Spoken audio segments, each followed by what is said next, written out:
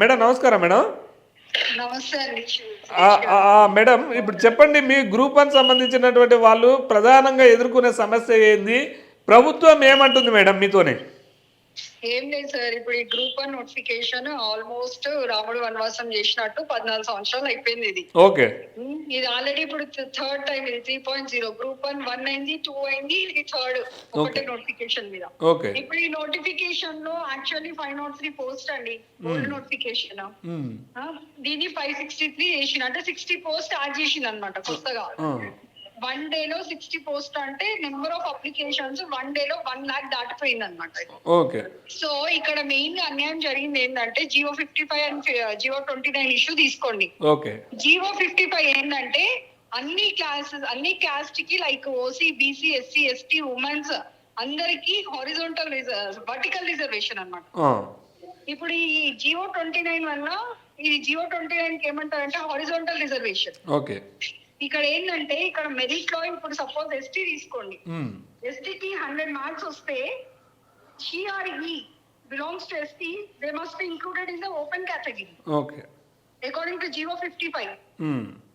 But ఇక్కడ 55 కాకుండా 29 ఏమంటుందంటే, ఎవరైతే 100 మార్క్స్ వచ్చిన వాళ్ళు ఉంటారో వాళ్ళకి రిజర్వేషన్ లో మన అంటే మెరిట్ లో ఓపెన్ కేటగిరీలో కలపకుండా రిజర్వేషన్ లోనే డైల్యూట్ చేసేస్తున్నారు మెరిట్ వాళ్ళని. అట్లాంటప్పుడు మరి ఇంత కష్టపడి చదివిన తర్వాత నువ్వు మెరిట్ వచ్చినప్పుడు ఓపెన్ కేటగిరీలో కన్సిడర్ చేయకుండా మళ్ళీ రిజర్వేషన్ లో పడేస్తే మిగతా వాళ్ళకి లాస్ అయినట్టే కదా అది. ఈ ఇష్యూ అందరికీ తెలుసండి. ఇప్పుడు జియో 59, 29 అన్న ఇష్యూ, ఇది చాలా బర్నింగ్ ఇష్యూ. ప్రతి చిన్నోడు కూడా అర్థమవుతుంది. మరి రేవంత్ రెడ్డి గవర్నమెంట్ వాళ్ళకి ఎందుకు అర్థం కావట్లేదో మనకు తెలియదు. మరి అది ఇక్కడ నిరుద్యోగుల బతుకులతో చెలగాటం అయితే ఆడుతున్నారు. ఇప్పుడు మీ కోర్టు కేసు ఎంతవరకు వచ్చింది మేడం? అదే సార్, ఇప్పుడు సురేష్ గారు, ఇప్పుడు మొన్నటి వరకు 26 కేసెస్ ఉన్నాయి, ఇప్పుడు 33 కేసెస్ ఉన్నాయి. రోజుకు రేవంత్ రెడ్డి మీద పాపం పెరిగిపోతుంది. పాపం అదే. ఇప్పుడు మనము మొత్తం ఈ ఇయర్ మొత్తం ఆల్మోస్ట్ 1 decade 10 years మొత్తం దీని వెనకాలే ఉన్నాము. సాఫ్ట్వేర్ అని, అదని, ఇదని అన్ని వదిలేసి దీని వెనకాల 10 years 14 years చెప్పినా కదా, రాముని వనవాసం లెక్క అయిపోయింది. పాపం పిల్లలు చదవాలా లేదా ఏం అర్థం కావట్లే, అయోమయం అన్నమాట.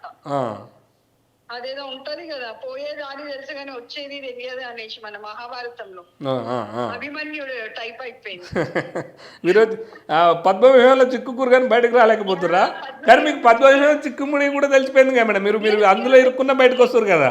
ఎగ్జాక్ట్లీ. ఇప్పుడు ఇది పద్మవ్యూహం అయినా అప్పుడు అభిమన్యుడు దాన్ని ఓవర్కమ్ చేసి మేము ఓవర్కమ్ చేయలేకపోతున్నాం. ఏ గవర్నమెంట్ వస్తుంది? ఇప్పుడు మేడం పద్మవ్యూహంలో అభిమన్యుడు చిక్కుకుండు కాబట్టి బయటకు రాలేకపోయింది, కానీ అర్జునుడు చిక్కుకుంటే ఖచ్చితంగా వస్తాడు. ఇప్పుడు మీరు అర్జున్ కంటే ఎక్కువ అయిపోయారు కదా మేడం.